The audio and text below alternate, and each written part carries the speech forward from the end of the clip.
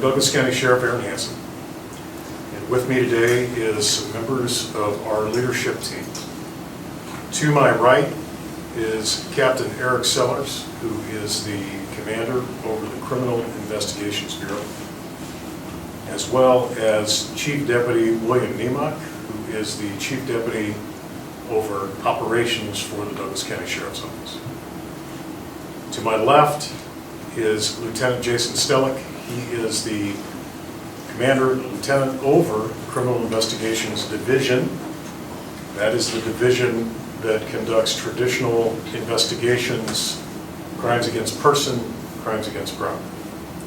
Also to my left is investigator Kaylee Pigsley, who was the lead investigator on this particular case. I want to start off with a few brief words. First of all, as you all know, the Douglas County Sheriff's Office was the lead investigative agency in this officer-involved shooting that occurred on May 22nd, 2025. First of all, I'd like to again express my condolences to the Ibrahim family, to friends and family of the young man, Ibrahim, Janidi Ibrahim, who lost his life tragically. As a father, I cannot imagine what the family is going through. It's painful, it's difficult for their family, for the community, for the law enforcement community in general. That real pain and the high stakes associated with that real pain is exactly what steeled my resolve as sheriff to ensure that this investigation was professionally done, conducted impartially, focused on truth and a just outcome, regardless of where the evidence and the facts lead us.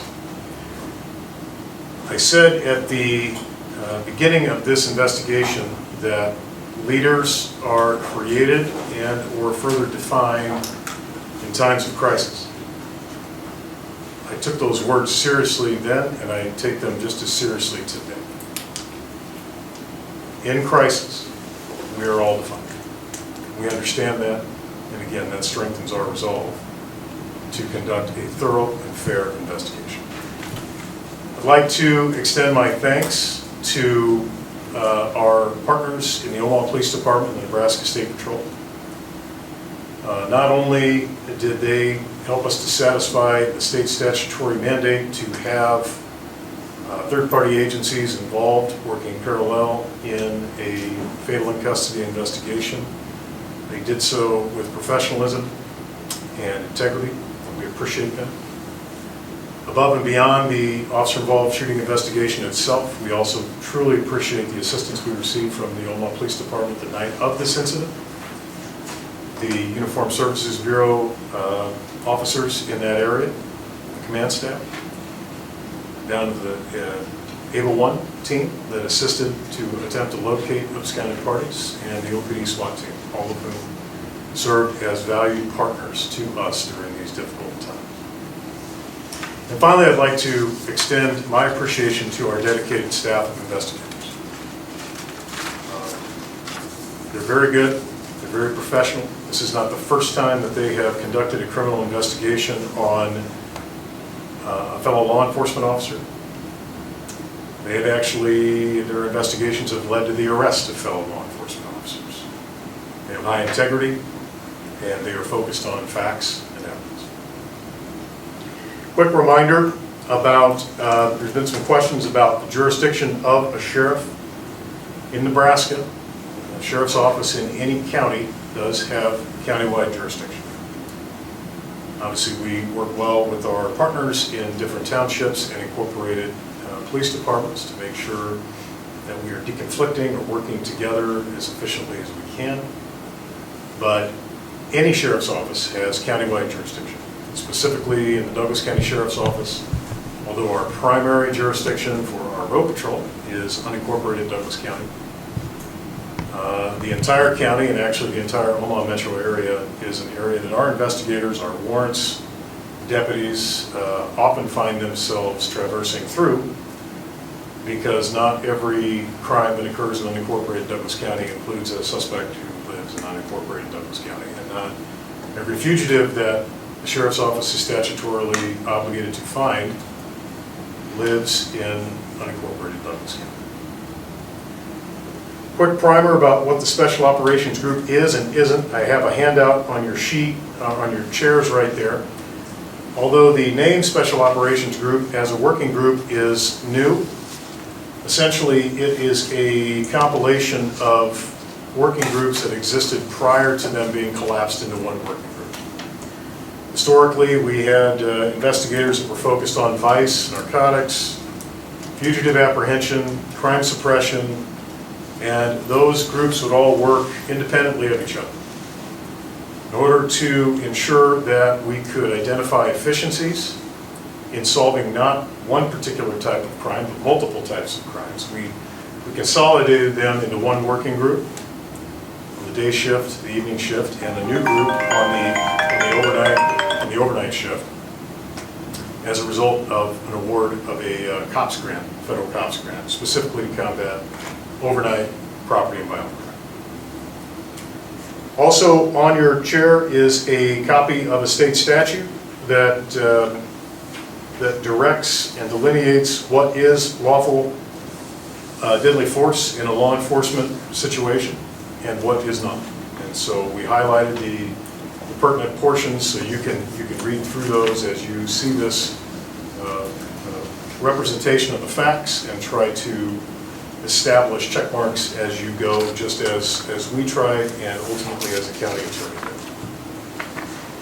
This is a two-part investigation. The first part is a criminal investigation, and that's focused squarely and solely on the criminal aspect of this case. Ultimately, you have the initial opinion from the county attorney, who has deemed the actions of Sergeant Ronk to be justified and legal. Ultimately, that final decision will rest with an impaneled grand jury of Douglas County citizens. But there's a second investigation which will happen completely separate and distinct from the criminal investigation. That's an internal administrative investigation. That's the investigation where we do an even deeper dive to ensure that policies, training were adhered to, but also to see what we can learn. These are tragic events. We never want to have a fatal in custody arrest situation, and whatever we can learn from every encounter to get better, that is the core nature of law enforcement and what we do. We're always involved. Finally, last housekeeping. If you could hold your questions until the end of the presentation. If you do have a question, raise your hand. I'll call on you.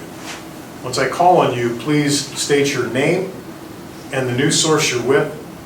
State your question. I will then repeat your question so that people can hear it on the live stream, or everyone else in the room can hear it. And then you can ask your question, and we will do the best we can to answer. Finally, we will be sending out to the media our presentation in a PDF format. That PDF format obviously will not include real videos, but PIO Spencer Head can help connect you with any of those videos that you might need from this presentation. One last piece, we are going to move our internal camera system to look at the big screen. We're not going to risk the technology of sharing screens. We tested it, should work very well. With that, I am going to reintroduce and turn the microphone over to Lieutenant Jason Stellick, who will be giving this presentation.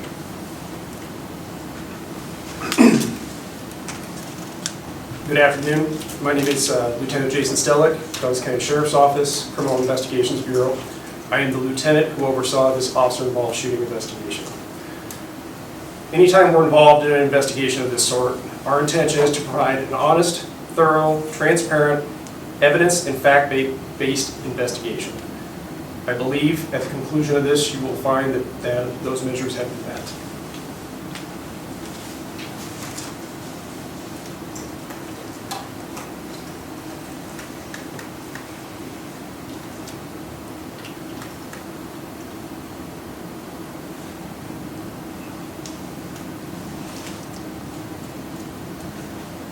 Draw your attention now to the board. We're going to go over this officer-involved shooting investigation that occurred on May 22nd, 2025 at 4811 Pratt Street, as well as other officers and witnesses involved in this incident.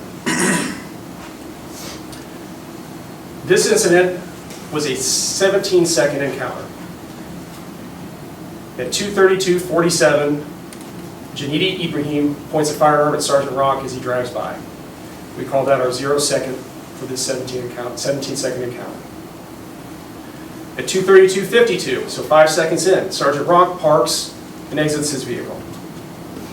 At 2:32:54, 7 seconds in, Janidi Ibrahim points a firearm at Sergeant Rock for the second time. At 2:33:02, 15 seconds in, Sergeant Ronk advances to Janidi Ibrahim's vehicle. And at 2:33:04, the 17-second mark, shots are fired by Sergeant Ronk. Sergeant Jesse Ronk, he is a 12-year veteran of the Douglas County Sheriff's Office. He is Sergeant of the Special Operations Group, has been in that role for the last 6 months. He is also a SWAT team leader. He has 5 years of narcotics investigation experience as well as firearm investigator experience. He has no history of discipline. He was voluntarily interviewed on May 25th, 2025. The assisting deputies in this incident: Deputy Jonathan Smollett, a 6.5-year veteran of the Sheriff's Office. He's assigned to the overnight Special Operations Group. He as well as a member of the SWAT team. His role, he rendered aid to Ibrahim after the shooting. He was also the initiating investigating deputy investigating Ibrahim for potential firearms violations. He was interviewed on May 22nd, 2025. The second assisting deputy involved in this is Deputy Joshua Keyser. He's a 5.5-year veteran of the Sheriff's Office. He is assigned to the overnight Special Operations Group. He is also a member of the SWAT team. He also rendered aid to Ibrahim, and he was also interviewed on May 22nd, 2025. Special Operations Group. We refer to them as SOG, furthermore going through this. What are they? SOG consists of 3 teams commanded by a lieutenant, and each team supervised by a sergeant, working a day shift, an evening shift, and an overnight shift. SOG investigations routinely lead all across Douglas County, and at times, the greater metropolitan area. SOG investigators commonly assist and partner with federal, state, and local agencies. In order to facilitate surveillance, which is a primary function, SOG investigators are a plainclothes unit wearing identifiable carrier vests. SOG investigators drive unmarked DCSO vehicles that are equipped with lights and sirens so that they can quickly transition from a covert operation to an overt operational response. SOG investigations routinely cover violent crime, interdiction, narcotics, fugitive apprehension, gang investigations, firearm investigations, crime suppression, and property crimes prevention. What I'm going to detail now are the activities of Sergeant Ronk's SOG crew on that particular day, May 21st leading into May 22nd. SOG investigators conducted proactive patrols at various construction areas in unincorporated Douglas County in an attempt to intercept and apprehend active construction site thieves. SOG investigators conducted surveillance on apartment complexes within unincorporated Douglas County and within the city of Omaha in order to locate a known auto theft spree suspect with active felony warrants. SOG investigators acted on a request from the DCSO Port Operations Group in an attempt to conduct surveillance to locate a wanted party in the area of 46th and Hamilton. SOG investigated the report of a stolen vehicle located in an apartment complex in Omaha, suspected to be tied into an ongoing auto theft series in unincorporated Douglas County. SOG investigators conducted surveillance on a location in the area of 50th and Harrison in connection with an ongoing narcotics and property crime investigation. Finally, SOG investigators conducted surveillance in connection with the ongoing firearms investigation, which ultimately culminated with the deputy-involved shooting. Janid Ibrahim, our decedent, 19 years old, 4811 Pratt Street. He was the driver of the maroon Chevy Trailblazer that we're going to detail. He was the focus of an ongoing firearms investigation initiated by Deputy Smollett. What led investigators to investigate Ibrahim at 4811 Pratt Street? Deputy Smollett has been monitoring Ibrahim and his known associates on Instagram since 2023 as part of an ongoing firearms investigation. Possible investigative outcomes of this investigation goals of it were to determine lawful possession of firearms, to investigate drug use with possession of firearms, in an attempt to curb violent crime prevention, and to identify the source of potentially illicit guns. Instagram videos show Ibrahim posting multiple firearms, handguns, and rifles a few times a month. Deputy Smolin knows from other law enforcement agencies that Ibrahim is a known member of the K family gang.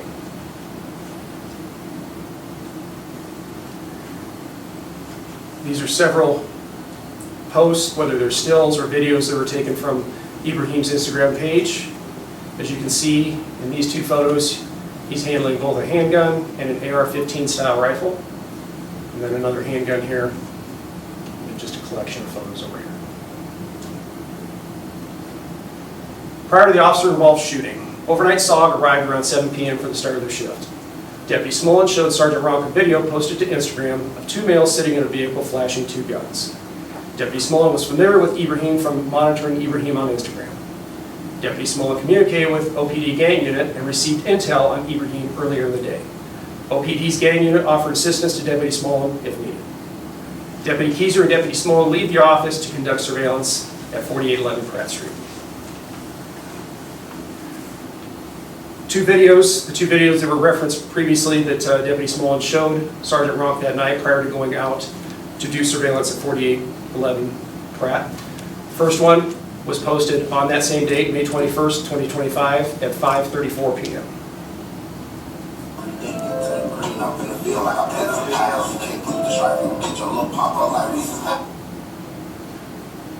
Then following that, a second video was posted on that same date, May 21st, 2025 at 5:49 p.m.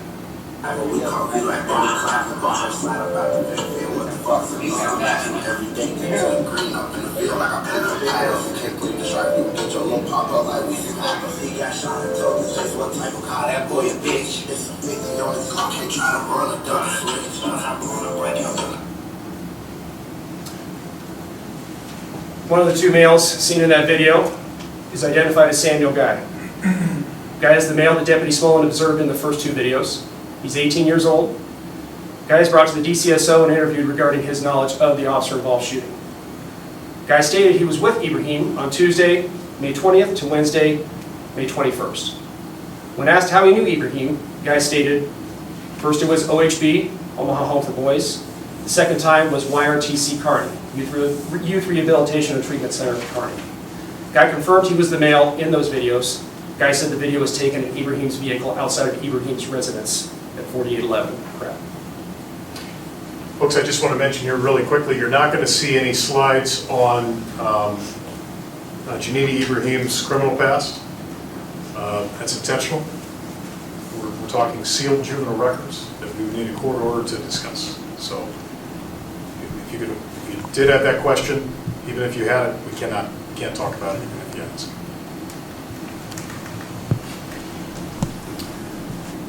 Samuel Guy's criminal history. On May 8th, 2024, he was charged with robbery, conspiracy to commit a robbery, third-degree assault, all in Dodge County.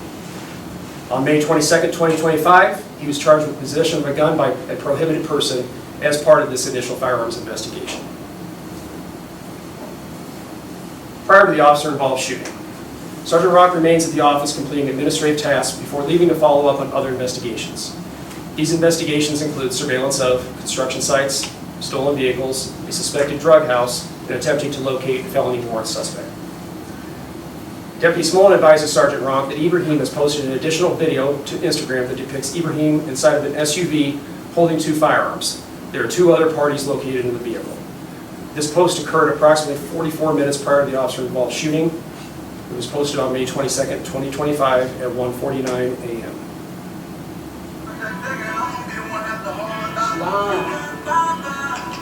In the dirty world, like what we say, nigga. Inshallah.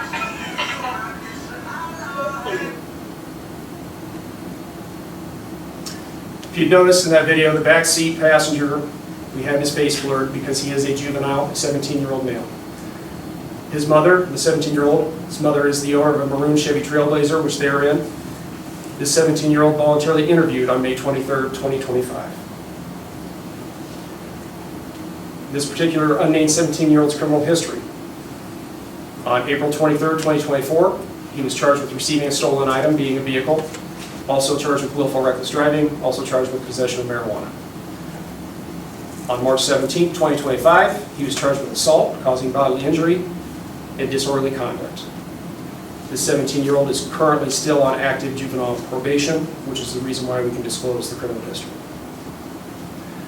The third individual seen in that video, this is the best view we have, is believed to be the front seat passenger. At this time, we've been unable to positively identify the subject. Minutes prior to the officer-involved shooting, Sergeant Rock, Deputy Smolin, Deputy Keyser attempt to locate the vehicle that Ibrahim is in to further the firearms investigation.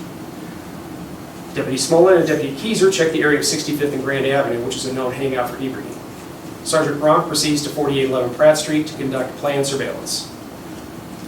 Per Sergeant Rock's interview, we'll get through here a little bit further, he had advised that the plan was to set up surveillance if they had identified Ibrahim in a vehicle or outside the house, bring additional units in eventually, and if they drove off, they were going to intend to make a traffic stop, an investigative stop, or if they stayed there, they would eventually attempt to make contact with them to begin an initial investigation. Sergeant Rock travels northbound on Fontenelle Boulevard to Pratt Street, returns westbound on Pratt Street. Sergeant Rock advised as he drove past 4811 Pratt Street, he observed multiple cars in the driveway and a maroon Chevy Trailblazer parked on the north side of the street across from the address. Sergeant Rock advised that the house was dark and no one was observed outside the vehicle.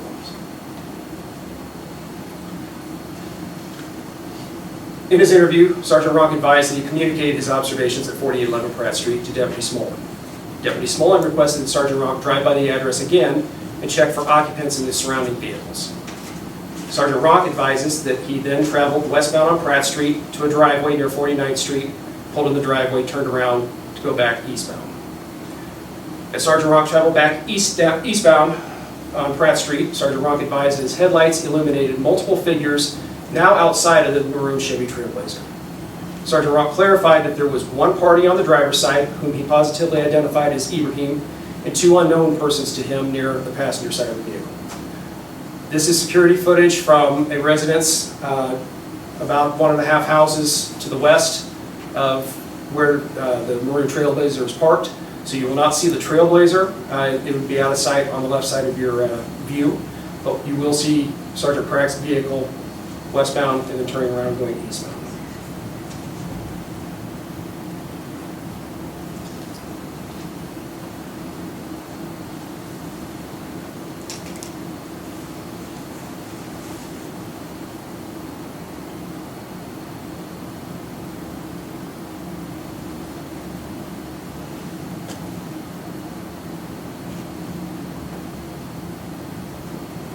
This video obviously corroborates Sergeant Rock and one of the interviewed witnesses' statements as to his pattern of activity at this time. Sergeant Rock drives east on Pratt. Sergeant Rock advised in his interview, "I can see a light on the ground. As I get closer, I realize it's a weapon-mounted light that is attached to a pistol." Sergeant Rock also stated, "I can see the pistol.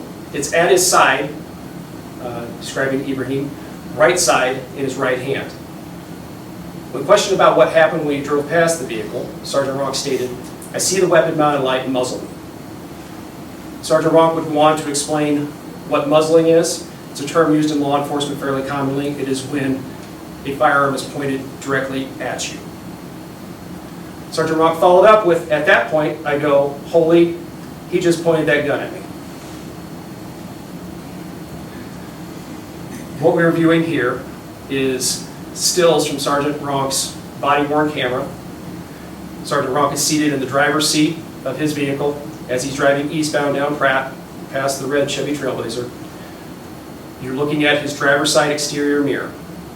The first photo here shows what ambient light from the street lights look like as it reflects off his mirror. As he proceeds further east, at the point where he describes Ibrahim pointing the firearm at him, you see a very blue, bright light reflect off of his side mirror, which is indicative of the weapon-mounted light that was attached to the weapon that Sergeant Ronk advised was pointed at him. As he continues west, you'll see that light fade as he moves past him. Sergeant Ronk's threat assessment. At the time of the incident, Sergeant Ronk was driving an unmarked Nissan Pathfinder. Sergeant Ronk stated he became very concerned for the safety and well-being of the public because Ibrahim pointed the firearm at Sergeant Ronk, who was driving what appeared to be a non-law enforcement vehicle. In his interview, Sergeant Ronk stated, "I have to intervene right away. To me, that is a threat to the public that he is just muzzling cars driving past him." These are the initial still shots taken from Sergeant Ronk's body-worn camera as he exits the vehicle after he's stopped. Sergeant Ronk puts his vehicle in park just east of the maroon Chevy Trailblazer. Sergeant Ronk exits the vehicle and activates his body-worn camera. Sergeant Ronk stated, "I faced him, and at this point, he is now facing me. He is clearly squared up on me." Sergeant Ronk stated he gave the command, "Don't move." In these stills that are set in hundreds of seconds behind each other, this is the initial where you're seeing a very, very bright light reflecting off of Sergeant Ronk's left hand as he's activating his body-worn camera that's affixed to his chest. The second photo shows the ground illuminated as well as that light pointed in his direction. The third photo is just an enhancement of the second photo, zoomed in, where again you can clearly see light on the ground, but also that light from that weapon-mounted light pointed directly at him as it reflects off his hand.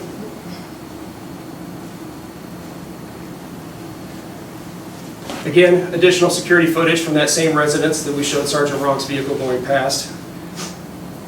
In this video, Sergeant Ronk can be heard giving the first command, "Don't move," which was not caught on body-worn camera due to the factory settings.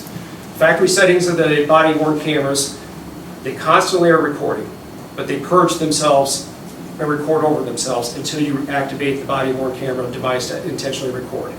Once you activate that device, it captures 30 seconds prior to the activation of video, but not audio.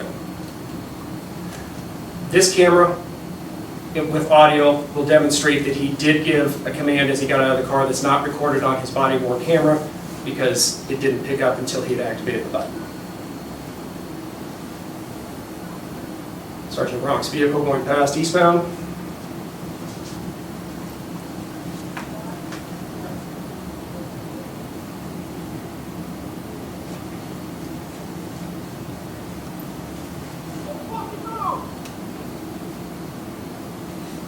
Here's comment, "Don't move." Again, showing the same stills that I showed you previously, 2 slides before. Underneath is just commentary on those stills. Again, illustrating Ibrahim pointing the firearm at Sergeant Ronk with the light reflecting off his hand. Again, same thing. Finally, the zoomed in version where you can clearly see light not only reflecting off the ground, but pointed directly in the direction of Sergeant Ronk.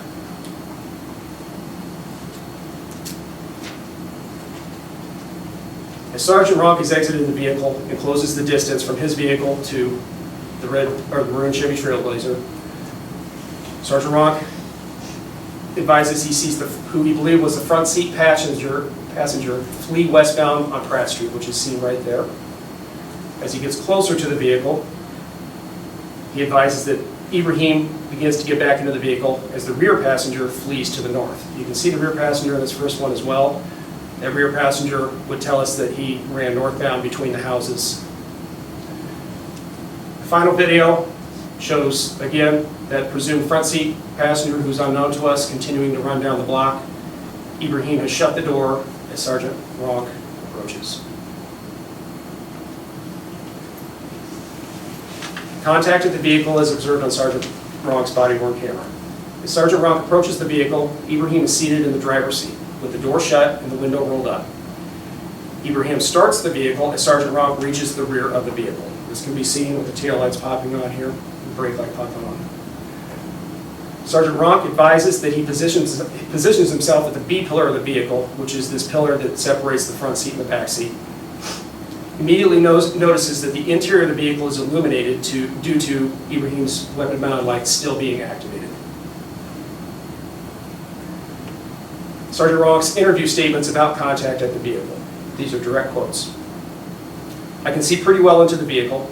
I can see his right arm making quick, furtive movements. I can see the top of his right hand. It's like it's gripping as if you were holding a pistol. I can see the weapon-mounted light in the car. It's like illuminating the car. And then, as I come around there, he jerks back almost like he makes a furtive movement, like he's drawing, like in a drawing motion. At that point, I felt like my life was in danger, like imminent danger. Additional statements made by Sergeant Rock regarding his observations at the driver's side window. Sergeant Rock would go on to tell us he repositioned himself at the A pillar of the vehicle, which is the next pillar up, which is affixed with the front windshield and the driver's side window. Sergeant Rock tells Ibrahim, "Don't move," and then Sergeant Rock sees Ibrahim jerks back like in a drawing motion, as he was quoted as saying before. At this time, Sergeant Rock stated he felt as if his life was in imminent danger, and as a response, according to Sergeant Rock, he fired 3 to 4 rounds into the vehicle, downward towards the center mass of his body until he wasn't making those movements anymore. Stills of contact at the vehicle. This is after the shots have been fired, so you can now see the driver's side window is broken out. Ibrahim's hands are still proximate to the firearm that we will show you where it's positioned at. You can see that the weapon-mounted light is still activated. The firearm is oriented in a direction towards the front dash, towards the radio and air conditioning controls, which is what the light is bouncing off of. And in the next photo, you can see that light bouncing off onto the passenger side door and window. And Ibrahim's hands are not visible in this still.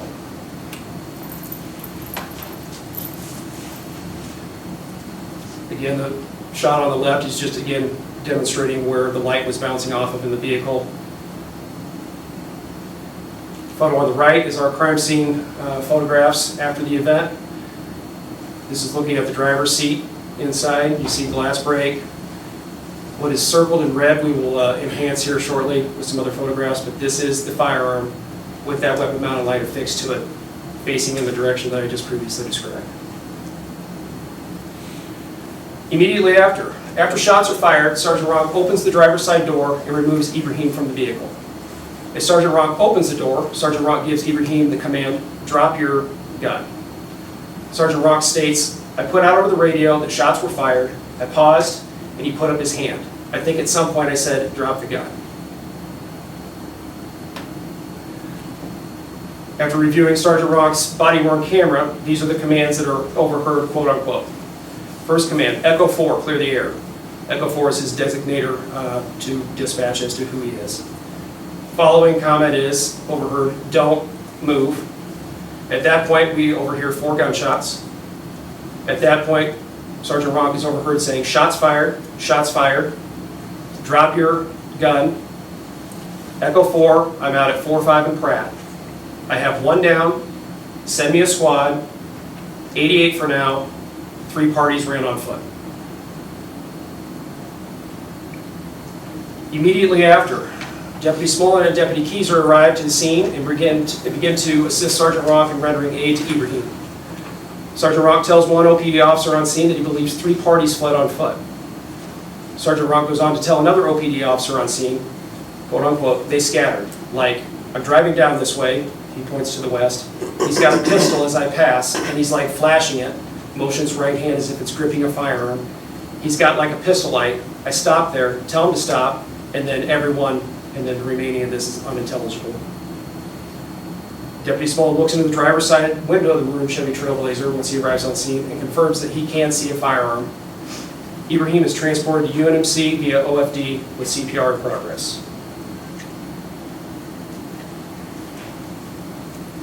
Post-officer-involved shooting investigation. Douglas County Sheriff's Office Criminal Investigation Division investigators are called to the scene to conduct the officer-involved shooting investigation. The Omaha Police Department SWAT team is requested to help execute a search warrant at the residence of 4811 Pratt Street in an attempt to locate items of evidentiary value and potentially the parties who fled the scene. Douglas County Sheriff's Office drone operators arrive on scene to conduct a scene flyover. Douglas County Sheriff's Office crime scene investigators arrive on scene to process the residents, the vehicles, and the scene itself. This is the same photo, just highlighted on the right to explain what you're looking at. So this vehicle here is Sergeant Ronk's vehicle. This vehicle here is the vehicle Ibrahim was in. This driveway right here is 4811 Pratt. The distance between Sergeant Ronk's vehicle and Ibrahim's vehicle is approximately 62 feet.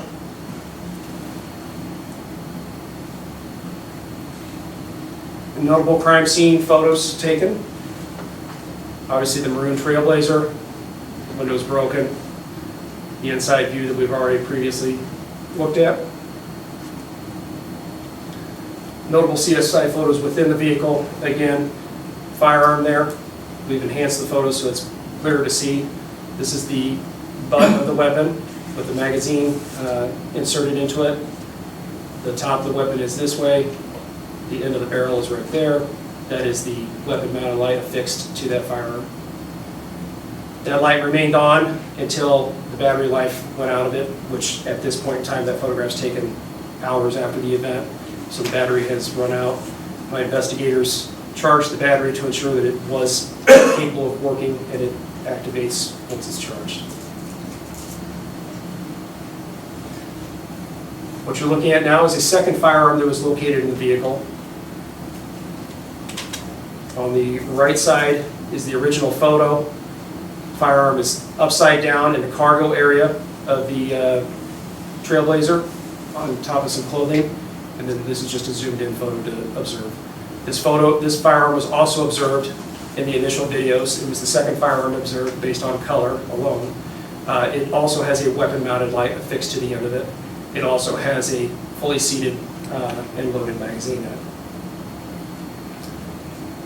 Again, just another close-up of the firearm that was in Ibrahim's possession at the time.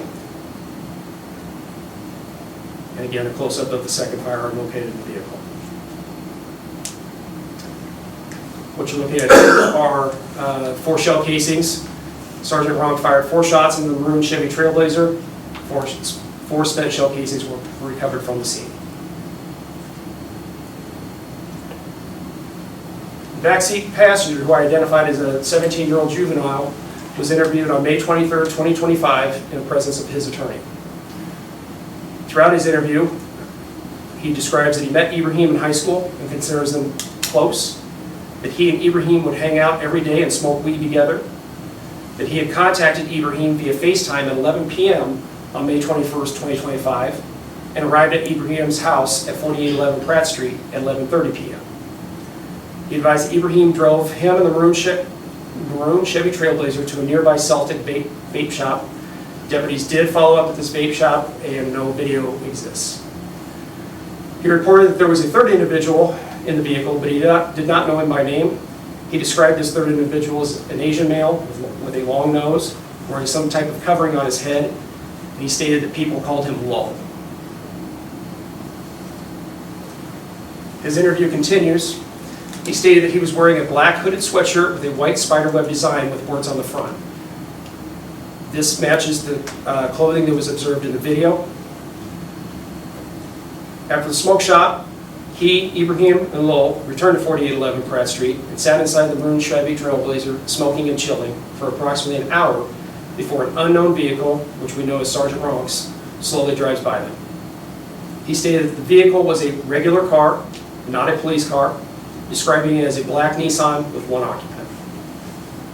He goes on to state that the unknown vehicle, being Sergeant Ronk's, drove westbound on Pratt Street, then made a U-turn at the top of the hill, and then drove back eastbound towards them again. He states that he, Ibrahim, and Lowell got out of the maroon Chevy Trailblazer. He states that the unknown individual, identified as Sergeant Ronk, parked the black Nissan and started to run towards them while they were all out of the Chevy Trailblazer. He stated that he could hear Sergeant Ronk say, "Stop, stop, police, stop, police." He stated that Sergeant Ronk was wearing a tan army vest and a baseball cap. He stated that he, Ibrahim, and Lowell got back into the Chevy Trailblazer as Sergeant Ronk was running towards them. He goes on to say that Ibrahim sat back in the driver's seat. He advised that Sergeant Ronk ran up from behind the Trailblazer towards the driver's seat window where Ibrahim was sitting. He advised that he believed Lowell ran away from the vehicle prior to the shooting. He advised that he ran away from the vehicle through a nearby backyard. He advised that he heard the unknown individual, Sergeant Ronk, say shots fired, shots fired. He estimated this all occurred in under 14 seconds. This photo is the morning after. This is Sergeant Ronk's, what he was wearing at that time. He's wearing his armored vest. He's got his body-worn camera affixed to the front, a radio, a couple magazine pouches. He has sheriff placards on the front and on the back. He's got his duty weapon and his duty belt on. This is just a blown-up picture of that vest because the lighting was poor there, where you can see it clearly as marked sheriff.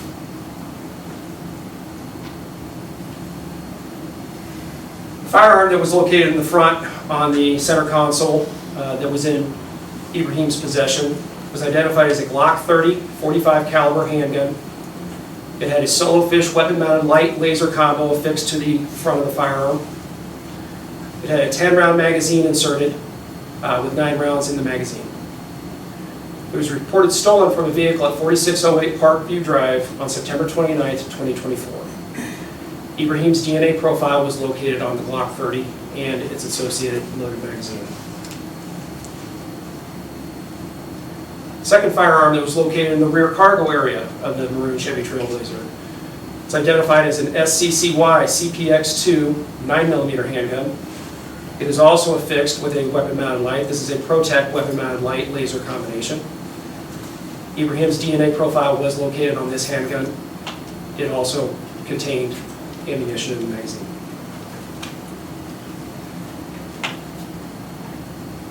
Ibrahim's injuries. An autopsy was performed on Ibrahim the morning of May 23, 2025. Preliminary results of the autopsy determined that Ibrahim was struck 2 times in the upper chest and shoulder area. The coroner's final autopsy and toxicology report is still pending.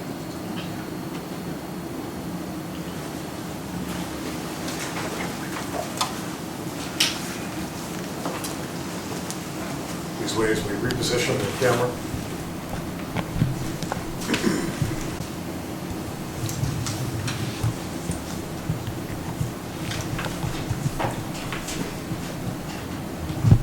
Yet again, we know that this is a very tragic situation, very tragic ending. Nobody wins. But I can tell you that just as resolute as my intentions were to ensure that this investigation focused on not only evidence, but evidence that could be independently corroborated, focused on the truth and identifying ultimately a path to justice. It was not our job to justify anybody's actions. We're not here, it's not our role to justify anybody's actions. That's the county attorney's role and the grand jury's role.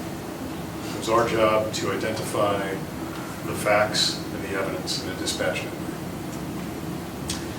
We'll tell you that similar to some of the words of Don Klein this morning,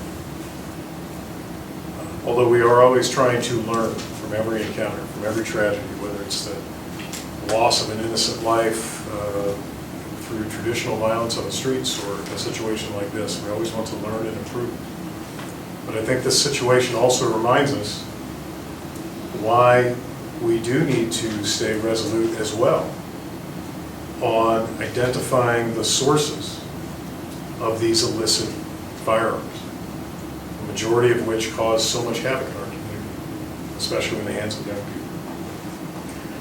I'll open it up to any questions you might have. I did, just so you know, I did give a gentleman's agreement to the folks that were early or on time that we may point to them first, but just please restate your name, your agency, your question. I will repeat the question, and then we will do our best to answer the question. Go ahead, Melissa. Melissa, KMTV. When Sergeant Ronk first passed the car, why didn't he call for backup immediately if he thought that was a threat? Sure. The question was, when Sergeant Ronk passed the vehicle the first time, Why did he not call for backup immediately when he determined that there was a threat? Well, obviously, he's not here to speak for himself, but I think that based on our investigation, it appears that this was purely a surveillance operation, intended to be a surveillance operation, like the Special Operations Group normally does. They're primarily a surveillance observation working group with no initial intent on Sergeant Ronk's part to make contact in any way, until things changed very radically, the circumstances changed very quickly, and on that second pass, when Sergeant Ronk articulates anew that he had a weapon pointed not only at him, but in very close proximity to him as he drove by, that he felt that there was an imminent need to take action. Keep in mind, if we have anybody randomly pointing a firearm at somebody driving down the street, whether they think they're a police officer or not, that is clearly a high-risk situation. That could have easily been an Uber Eats driver. Amazon delivery now does overnight delivery and with Amazon drivers in their personal cars. A scenario in which a firearm is pointed directly and in close proximity to a passing vehicle is arguably a high-risk scenario in and of itself, which can change an original dynamic regardless of the best laid plans on the front end. Are SOG members then trained to not call for backup if it's in like immediate danger? The follow-up question was, are SOG members not trained to call for backup if in immediate danger?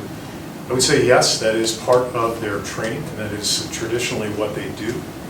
But it does appear, at least in this case, and again, Sergeant Ronk isn't up here to speak for himself, but it appeared that Sergeant Ronk felt at that time that real-time danger stimulus required an immediate response. Keep in mind, if you had a gun pointed at you and you were driving down the street, your ability to offensively respond is very limited, especially if you are facing in the opposite direction. If a shot is fired, it is going to be fired at the rear of your vehicle, which we know does not provide much ballistic protection. The rear of the vehicle is essentially glass and thin metal. But also it does not allow for a tactical observation or to be able to present your sidearm in a way that would allow you to respond quickly and efficiently. There will be a lot of opinions, I'm sure, about Sergeant Ronk's decision. There was a few options available. He chose an option, and that was to engage immediately based on what he felt was a real-time threat. Kevin Ramby, also with Channel 3. If he didn't point the gun at Sergeant Ronk, would Sergeant Ronk just kind of pass by, just basically still observing the situation the first time? I want to be careful not to speculate, because that's not the way that reality transpired. But I can tell you, both as someone who has operated in a position similar to Sergeant Ronk, and knowing the past history of how the Special Operations Group works, and specifically Sergeant Ronk and his working group, I would not be surprised that absent the brandishing of the firearm directly at Sergeant Ronk as he passed, that would have been a key difference that would have resulted in a much different response on Sergeant Ronk's part. I wouldn't be surprised if immediately then his attention would be put towards communicating with other units. Hey, found the individuals. They are armed with a firearm, even if they're armed. Law enforcement engage armed individuals all the time. It's a very rare circumstance in which those weapons are brandished directly at a law enforcement officer. I can only surmise, based on what I know about Sergeant Ronk and this team and those operations in general, regardless of the agency, that absent the real-time threat, they probably would have repositioned to a safe place, called not only for his 2-deputy investigative vehicle, but also for Able 1, probably canine units and perimeter to be set up well in advance before contact was made. But unfortunately, those plans went out the window very fast, obviously, when the dynamic changed and the firearm was pointed directly at Sergeant Ronk in close proximity. Chris Monkey, World Herald. Where were the other two deputies that showed up on the scene next? Where were they when the shooting happened? Like, how far away were they? The question was, where were the other two deputies that showed up in a secondary capacity to render aid? Those two deputies were not far away. I would say they were probably checking out an area maybe 20 blocks to the west and the north. It was another known hangout location for Janidi Ibrahim and some of his associates. There is an apartment complex in that area that is well known for young people that associate with the K family gang, and they were checking a secondary area, trying to see if they could locate a vehicle or individuals connected with the situation. How long did it take them to get there? And then their purpose render aid, so Deputy Ronk did not render aid to begin. No, Sergeant Ronk did render aid immediately, as soon as he could.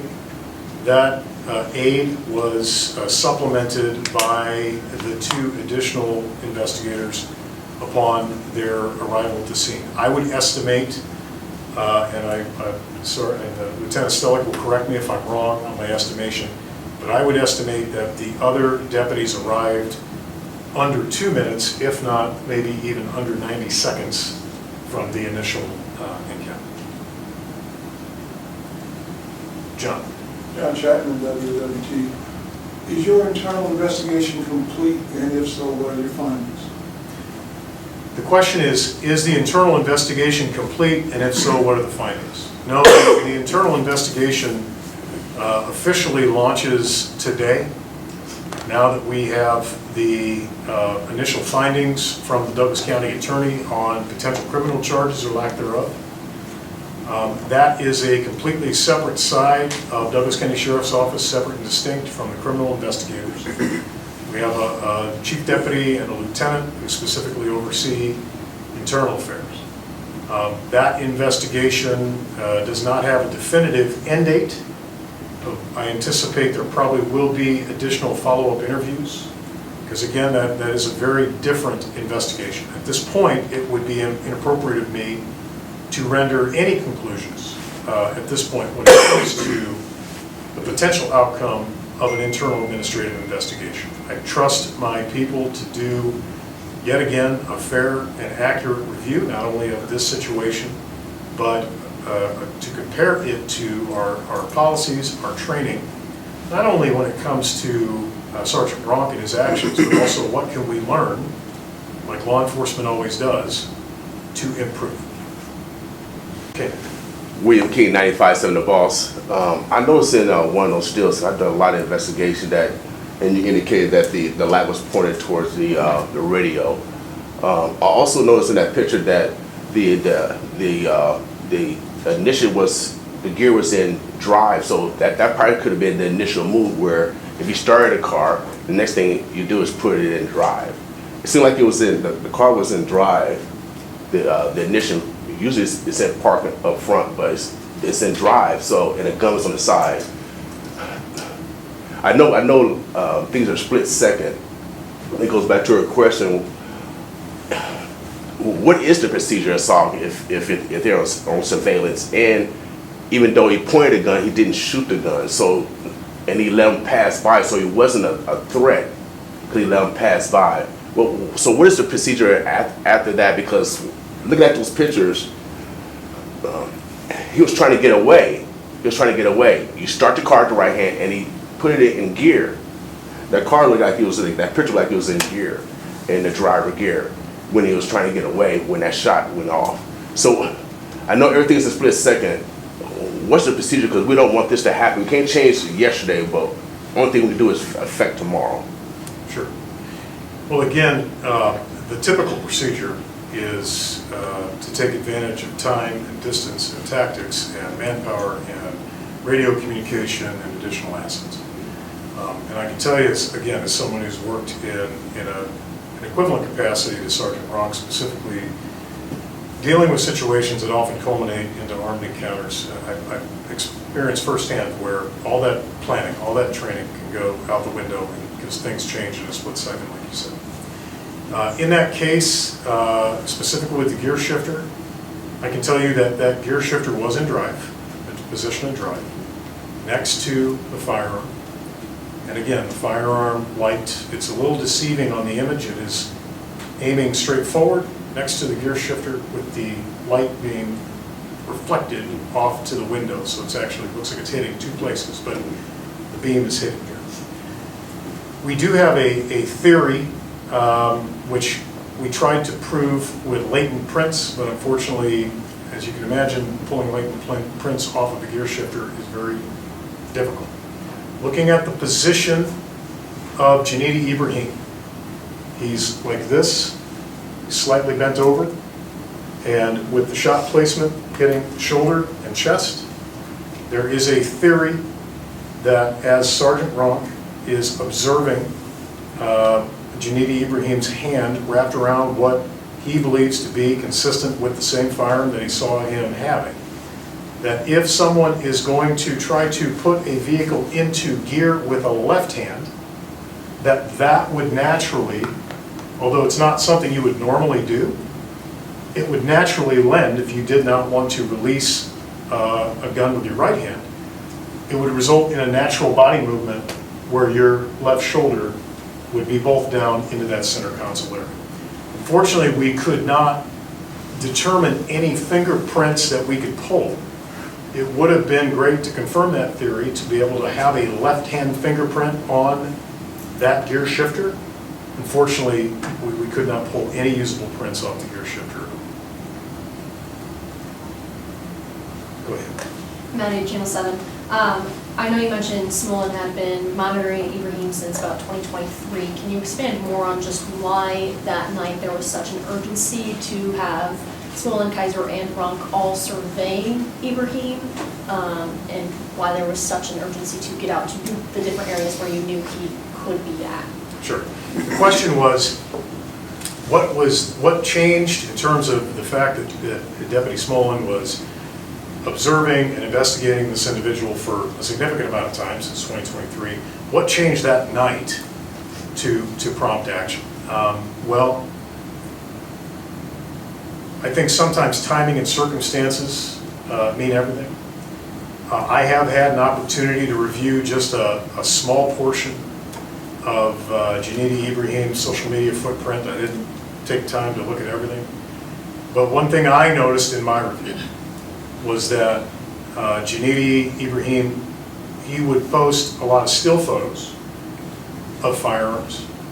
I saw one in which it appeared to me, as someone who I consider myself a gang enforcement expert, pointing a firearm, a still photo at a street sign, which I know to be a rival neighborhood. A lot of those are still photos that could be uploaded at any time. These images, these videos, which were uploaded to social media, were happening in real time.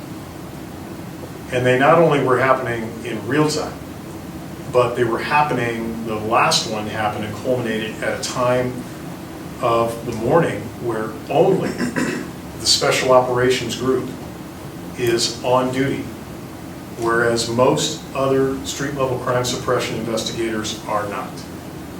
And so I would imagine that that factored into their team decision, because although the primary function that they serve is to investigate crimes that specifically touch on unincorporated Douglas County crimes or wanted parties being seeked out by the sheriff's office, I've also made it clear that if they can follow through in investigations in the middle of the night when no one else is available and help prevent a tragedy, help prevent a family from losing a loved one, that I want them at least to be observant of those activities. Now, unfortunately, that well-intentioned decision ultimately resulted in a family losing a loved one. Again, it's tragic. And then secondly, neither one of the ring cameras nor the body worn camera caught Sergeant Runk saying stop, police, identifying himself as a law enforcement officer. It was just that testimony or interview of one of the passengers of that vehicle. That's correct. And that's one reason why we always try to find overlapping evidence and corroborate each other. Okay? It doesn't surprise me, as someone that's been involved in investigations and interviews for the majority of my career, memories are fallible. Because under stress, memories, it's not based on intention. Memories are fallible. Okay? A lot of it has to do with the physiological response of adrenaline dumps and what that does to your brain in real time, but also what it does to your memory. The most telling thing that I took from the interview of the 17-year-old young man on juvenile probation is that regardless of the fact that he was obviously not correct in exactly what Sergeant Ronk said, it's very clear that in his mind he knew that Sergeant Ronk was law enforcement. Because from what we can find on all available independent evidence, Sergeant Ronk said, "Don't expletive move," as he exited the vehicle initially within seconds of having the gun pointed at him, and then followed up again prior to the shots fired, again saying, "Don't expletive move." Those two orders are clear based on independent audio and video evidence. Melissa. Did Sergeant Ronk turn on his lights when he first got out the car? Was it really obvious that he was law enforcement at the time? Sergeant Ronk did not turn on his lights when he stopped. I would imagine, again, there's studies that are done on this, not just for police officers, but for domestic violence victims, average citizens, bank tellers when they're robbed. There is a physiological response that occurs when you feel that imminent threat to your life.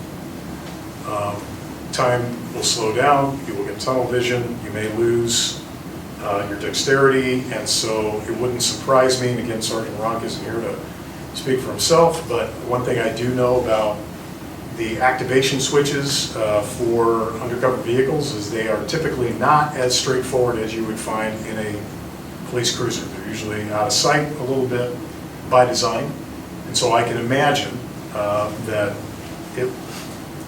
when you lose your dexterity and adrenaline dump, it doesn't surprise me if you don't have the fine motor skills to hit a button to activate your lights. Do I wish that would have happened? Absolutely. But unfortunately, there is a real physiological response to having that adrenaline dump during an encounter that you feel your life is in imminent risk.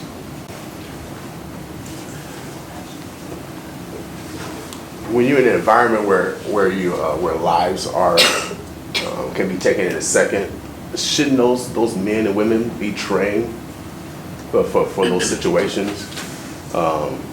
We have practice in all other disciplines. We can't make excuses.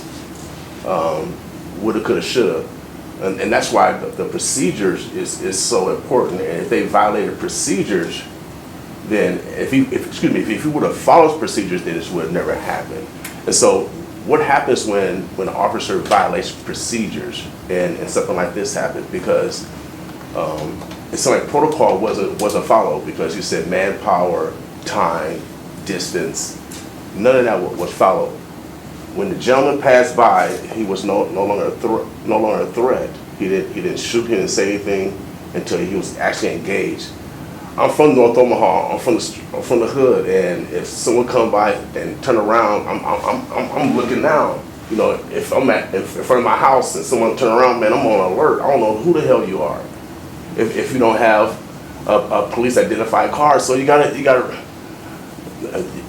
That also has to be in the training, and that's why the protocol is so important that obviously the officer did not follow, because he immediately engaged. Mr. King, I want Yes, to make sir. sure that I repeat your question. Yes, I know it's long. And I want to be respectful to your question. Yes, sir. Because I know there's also commentary following the question, which I understand. Yeah. But if we can let's stick Yeah. to questions. I'm going to try to answer Okay. your question, and I'm going to try to answer some of your commentary. So first I want to make sure I clarify something. Sergeant Ronk, it wasn't until the second pass. On the first pass, there was nothing notable. On the first pass of the vehicle, there was nothing observed that indicated that there was any threats in this vehicle, other than potentially what he knew on social media. So it was unremarkable at that point. These individuals may have, but I'm going to finish. It's on the second pass with the vehicle being pointed that's where things change. And I want to tell you, Mr. King, please, I want to answer your question. Part of your question had an underlying assumption, which I need to make sure we're clear. Okay. We do have a deadly force policy in the Douglas County Sheriff's Office. It is patterned largely upon, almost exclusively upon state law. We also do provide training that dictate for the typical scenario in which deputies will respond either to a barricaded person or some type of a crime or arrest. I can tell you that there is no policy in our policies and procedures manual that specifically talks about the way this scenario actually evolved. And I'm not trying to be glib, I'm not trying to skirt around it. There is a multitude of scenarios that happen that are always different with their own unique fact patterns. And so I can tell you that the closest policy that we have to touch on a scenario like this would be the deadly force policy, because Sergeant Ronk, per his interview, on the criminal side of this case, investigation, indicated that he felt his life was in danger and the public was at risk. Beyond that, when it comes to whether or not he abided by his training, abided by other policies, that will yet to be determined in the internal investigation. But one thing I do want to make sure we're clear. By the very nature that Sergeant Ronk is on the SWAT team, above and beyond the training that we provide to every deputy in the Douglas County Sheriff's Office, which I think last time I checked, we doubled the required number of hours of training that we need to per state law. We typically double those number of hours. Sergeant Ronk is even further beyond that, because he is engaged every month in 2 dedicated days of SWAT training, in which they specifically deal not only with high-risk entry scenarios, but also close quarter combat scenarios, de-escalation scenarios, scenarios in which you are using a negotiator to try to de-escalate using time and tactics and patience to your advantage. Unfortunately, there's very few training scenarios in which they typically start right out of the chute with a gun being pointed directly at you as you drive by. Mr. King, I'll let you do another follow-up. Well, I just, he got one pass and he came back. And so I would feel threatened if someone turned around at 2 o'clock in the morning. I would at least be on guard. So again, I want to go over what are the procedures, what are the policies? Because again, obviously, if he would have followed that, I don't think we would be in this room. Well, I can tell you that, let me give you a scenario that didn't happen, okay? Let's say Sergeant Ronk, on his own, came across an individual with no backup, in that same scenario, without a gun being pointed at him, and decided without backup to immediately jump out of his vehicle and make contact. That would not be consistent with our training, okay? That's not what happened in this case. And again, I want to make sure we're clear. What we're focused on today is the criminal investigation, which has culminated, at least at this point, with the county attorney's opinion. I would not be doing my job if I gave you a definitive conclusion about whether or not how I thought the administrative internal investigation was going to turn out. I want to let those investigators independently investigate those facets so that ultimately, as the executive, that I can render a final decision, not only about Sergeant Ronk's decisions and actions right there, to your point, but also the larger issue of ensuring that if there is more that we can do to minimize the potential of outcomes culminating into this type of an outcome, while at the same time not giving way on preserving public safety, then we can do that. Let me remind you, again, I'm the same way, Mr. King. If I see a car drive down my street and do a U-turn, of course I'm going to look at it. But I'm not going to point my gun at it. You might get it ready though. I'm not going to point my gun at it, because it could be an Uber driver, it could be a neighbor, it could be someone lost, it could be someone looking at their map. There's a multitude of reasons that could be completely legitimate of why someone might drive exactly like Sergeant Ronk did, or even just a police officer doing surveillance. Pointing a weapon at a vehicle that constitutes no articulable threat to you is a recipe for disaster, regardless of what part of town, what part of the county, or who it is. Go ahead, sir. I'm sorry, you will wait. I have a couple questions, but so the light remained on until the battery died, and then you recharged the batteries again, correct? Was the light working properly? Were you able to turn it on and off? So the question was, from World Herald, was the light on? Confirming that the light was on, yes, initially. The battery for the tactical light on the stolen Glock in the center console eventually died because it was left on. Yes, that occurred. Thirdly, when investigators recharged the battery on the tactical light, was it functional? Yes, it was. Fourthly, to bring further clarity, I believe, and please correct me if I'm wrong, that particular type of light really has two settings. One setting is for touching it so that it is on when you have your finger on the on button. The next button is to touch it to have it on continuously. Obviously, Sergeant Ronk would have no idea whether that light would have that type of setting at all, or which setting it was in at the time.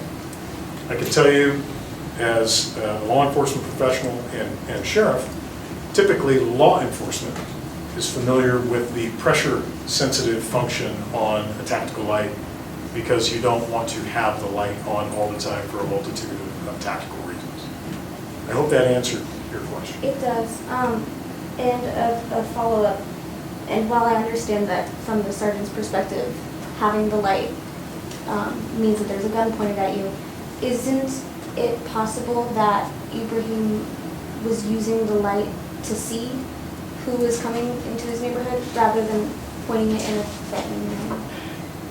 Unfortunately, we can't interview Mr. Ibrahim to determine his intent, but I can tell you that even if he had the best intentions to illuminate somebody who was driving down his street with a weapon-mounted flashlight on a loaded gun, there's no scenario in which a reasonable person, in my opinion, would think that that's an appropriate usage of that type of firearm companion.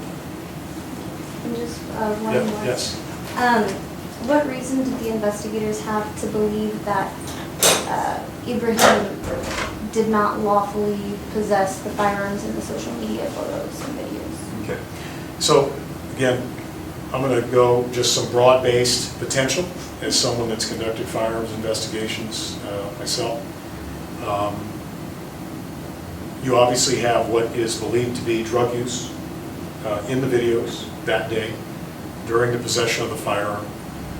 That, in and of itself, drug use and possession of a firearm is a violation of federal law, but also when it comes to the state constitutional carry law, you are not allowed to engage in permitless carry, whether you're 18, 19, 20, 21, while using or possessing narcotics. That is, or drinking.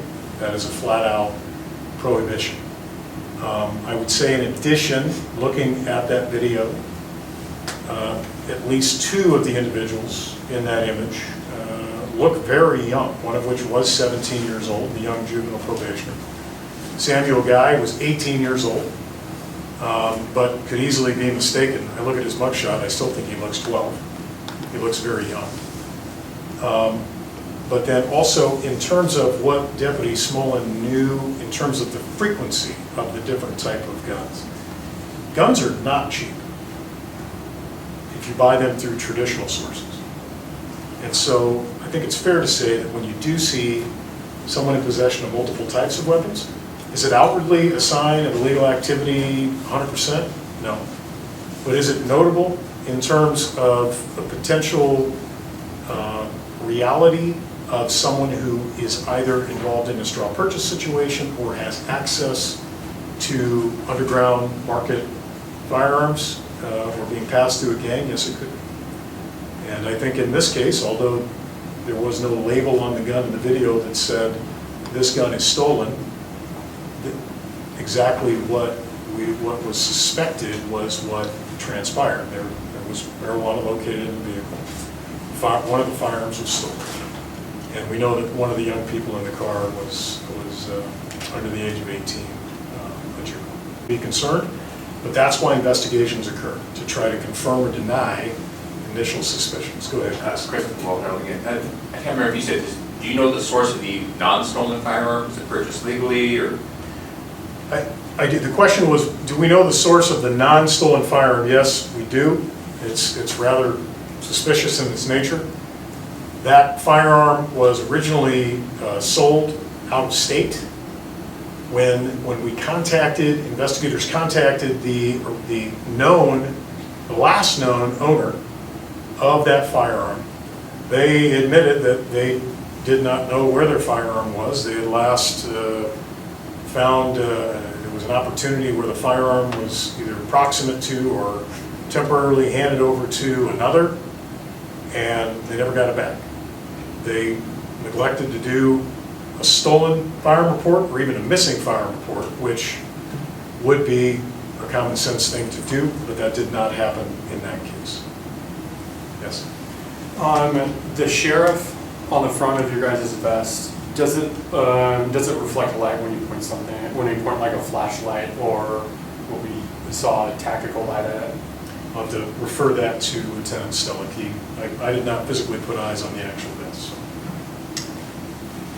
So the placard is of a matte finish, that black color. It appears when we hold light up to it, that it does have some shine to it. Now, can I tell you from a distance away whether it's going to light you up like a Christmas tree? I don't have that information. But does it reflect light that we've seen or something like that or not? When we point a flashlight at it, like I said, it gives a sheen to it, a black sheen, so it's visible that you can see. So you can see that it say sheriff on it. Yes. So. Yep.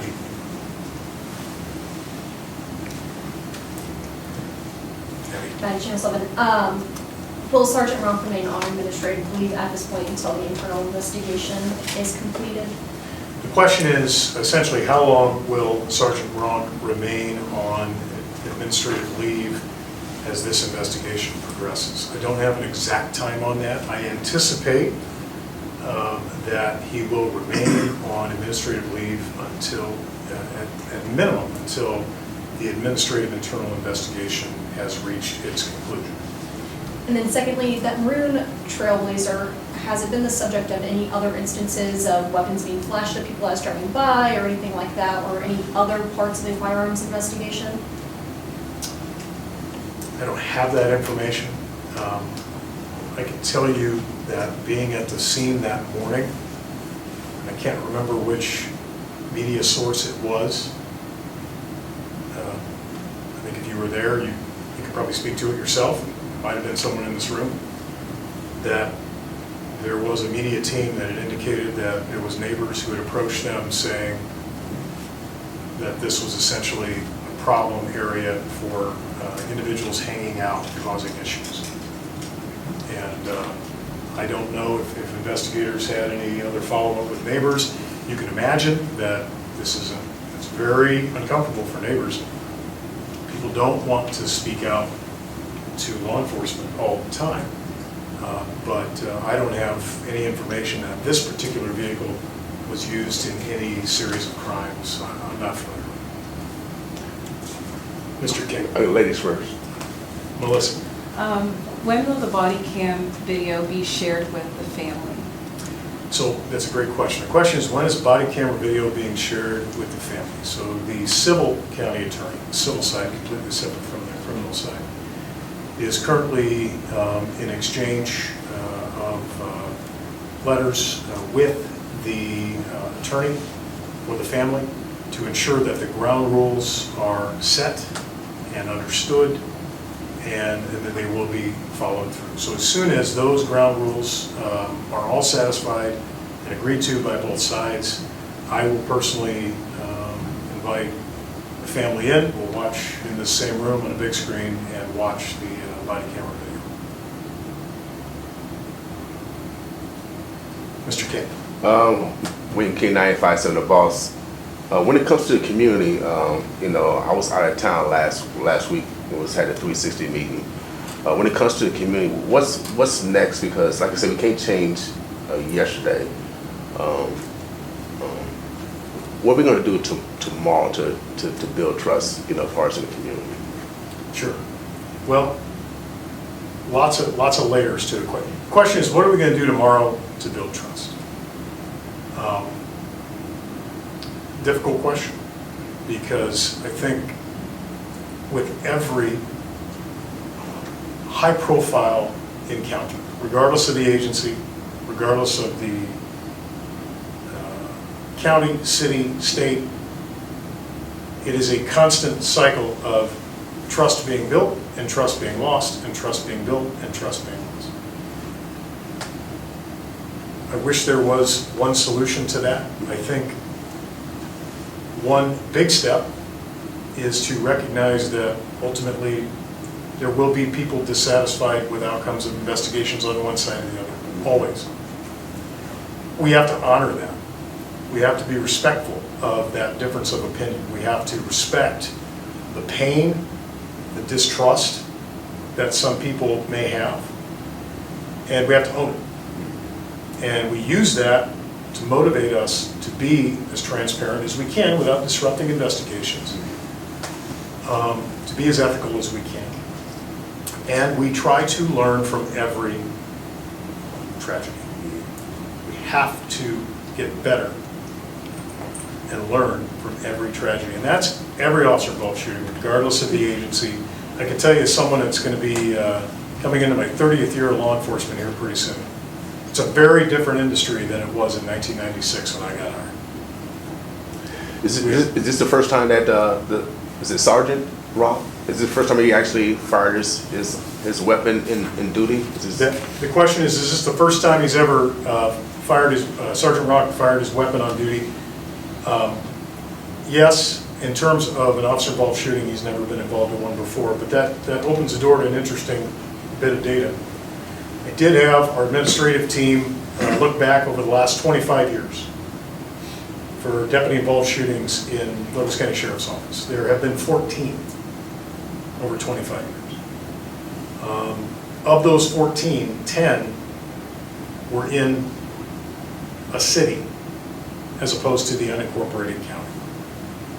And that's less has to do with those initial encounters or the location, but probably has more to do with the fact that it lends more credibility to the understanding that a sheriff's office, although we leave the primary crime investigation to whether it's Waterloo Police Department or Omaha Police Department, we do have a countywide responsibility for our investigations that touch our agency or the wanted parties that we deal with specifically across Douglas County.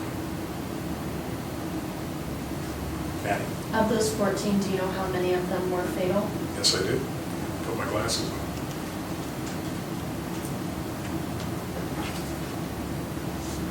Of those 14, 1, 2, 3, 4, 5 were fatal.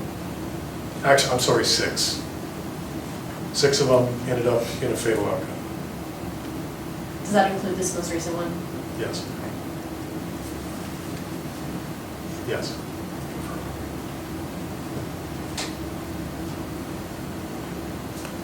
I'll do the last one. Melissa, go ahead. How has OPD assisted in the investigation, and at what point did OPD come into the picture? Was it when the raid of the house? Was that the first time OPD was involved in the case? I'd say it all depends on the definition of involved. I mean, I think that if you start off just very generally, you know, the very peer-to-peer nature of a deconfliction conversation that occurred between the overnight Special Operations Group Deputy Smolin and one of his counterparts in the gang unit in OPD. This was prior to the incident. There was that unofficial deconfliction to discuss the topic. They knew it was both on their shared radar screen. But then after the officer-involved shooting incident occurred, you had multiple layers of coordination, whether it be from all of the Uniform Patrol Bureau officers and command officers that descended on the scene along with deputies to lock down the perimeter, attempt to locate the individuals that had fled, to Able 1. I'm sure there was a canine in the area. I'm pretty sure, if memory serves correctly, there might have been an OPD canine in that area to assist with searches. And then, obviously, when it comes to the state mandated parallel assistance from other agencies, in this case it was the Omaha Police Department, Nebraska State Patrol. I can tell you, as someone that spent a lot of time in the investigator bay at that time, it was pretty common to see a Omaha Police command officer who's connected to the officer-involved shooting team with a Nebraska State Patrol investigator in the room, at the table, watching interviews, going over facts, going over evidence. So we really, really appreciate their assistance, and that's why we are always so happy to return that assistance when that officer-involved shooting occurs to another agency.